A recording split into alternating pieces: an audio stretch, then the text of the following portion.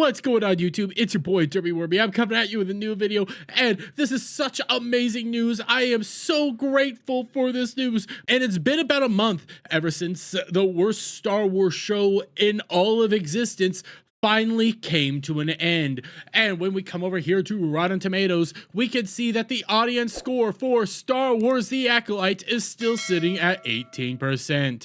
Now, this show has gone up and down in range for what the actual audience score was at one point in time, getting so low as 13%. This show was doomed from the beginning, considering the entire time, the entirety of the cast, crew, and creator, Leslie Headland, the former personal assistant to Harvey Weinstein, solely focused in on diversity representation at the forefront of this show. You come over here, the Acolyte star Jodie Turner-Smith praises how series is part of a wave of more inclusive and beautiful represented Star Wars shows. Again, you have the Acolyte Charlie Barnett absurdly claims he never believed he could play a Jedi because I was not reflected for so many times throughout these films in the past. You also had the lead star, Amanda Stenberg, come out and say the world of fantasy and sci-fi hasn't felt like a safe space, always for people of color. Oh, you also had the Acolyte actor Charlie Barnett. The best part about Star Wars is there's no good or evil, depends on what side you're standing on. Completely missing what Star Wars is. It is a story truly about good and evil. Well, since the show started coming out, viewership numbers had been tanking since day one.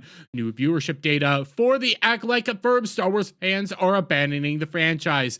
And when it came over to the actual Nielsen ratings, yes, the first week of streaming, yeah, it came up on the Nielsen data, and then after that, week 2 and onward, it fell off. Nobody was watching the show at all. It was a disaster of a situation for Disney and Disney Star Wars. And after the end of it all, you were having Leslie Headland come out and say, yeah, season 2 hasn't been greenlit yet. There's no evidence of a season 2 right now. You even had Leslie Headland go out and start begging viewers, fans, people to start a social media campaign to confirm a season 2, to get them that final season. And even though the show at the end had worse viewership than Ahsoka by 41%, it has now officially happened. The world is healing. The Acolyte canceled. No season 2 for Disney Plus's Star Wars series.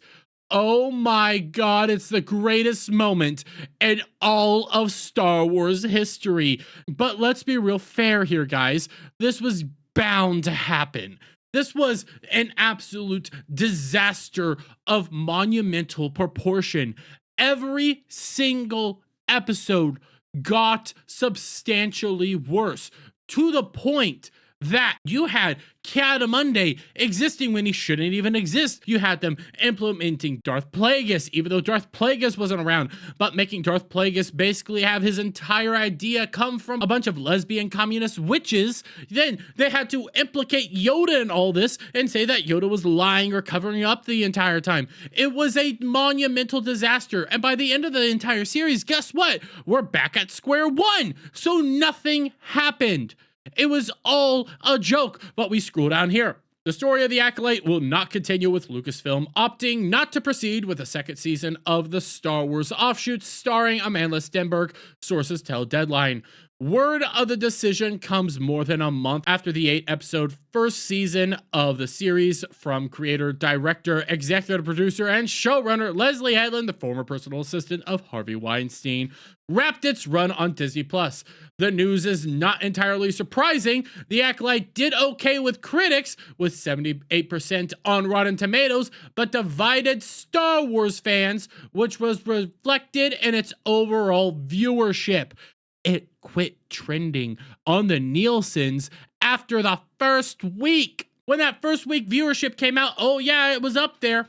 Week 2 disappeared, and that tells you that it kept getting worse. And like I just showed you guys, it came in 40% lower than Ahsoka did. And what's really funny about it, what's overall hilarious about what's going on here is how badly they wanted this to continue, how hard they required that season 2. They showed Yoda at the very end of this past season. They were begging for that season 2. Again, like I just showed you earlier, you had Leslie Headland going out there begging people outright on her knees, telling them, please begin a social media campaign. We want this season 2. And it was all for nothing. Oh my God, the stands are oh so crying. I'm gonna have to do a video on that all on its own because it's the funniest thing ever. It's such a monumental moment in Star Wars history, and this shows that the world is truly healing right now. And I'm telling you guys, if you guys want a true laugh, go to the hashtag Star Wars, a hashtag Acolyte right now over on Twitter or X or whatever the heck it's called, and just look at the cope. Look at all the stands freaking out and raging because it's so glorious. Here, I'll show you some of them. I'm back with just a few of these little cope sessions that are going on right now on Twitter because again, guys, this is some of the most beautiful cope I've ever seen. We'll start here. Tired Star Wars catering to the bigots. Lucasfilm, Star Wars, Disney Plus, Disney. Of course you canceled the show with diversity. F y'all. Is Disney epic stupid? So now not only are those Star Wars fans hating Disney, even the Disney show fans are going to as well. Oh, guys, it's so amazing. Oh, I can't get enough. Wow, at Disney and at Lucasfilm, you caved to the hate by not renewing the hashtag Acolyte. You are disappointment as a company. You're right there in disappointment, but this is a no-brainer decision. It was a disaster. Yet this dude, the racist and misogynist, won today, sadly. The world is healing. All the right people are furious about this. It is so amazing. I hate this. Leslie Headland, the first woman to create a Star Wars series. What about George Lucas's ex-wife? I'm pretty sure she was very instrumental in the creation of Star Wars, but okay. Tapped into something fresh and exciting in the fandom with season 1, and while I had my notes, she absolutely deserved a second season to let those ideas cook. We all lose with this one. No, we don't. We all win. Because guess what? If you can't grasp an audience in a single season, then you don't require a second season. If your show was such a disaster that by the end of it, the majority of your viewership decided to check out, that's not a sign that, hey, we should give you a second season. That's a sign of we shouldn't give you a season 2. This is the first time Disney Star Wars did something actually correct. And it's funny because all the people that they cater to are freaking out. Oh, you got this one. Crying in my car because I'm so effing tired. After 30 odd years as a fan, there was a Star Wars made by people like me for people like me. And you miserable, joyless cretins never gave it a chance. Thank you to the team for an amazing swing at the fences. We got hashtag the Acolyte. Oh.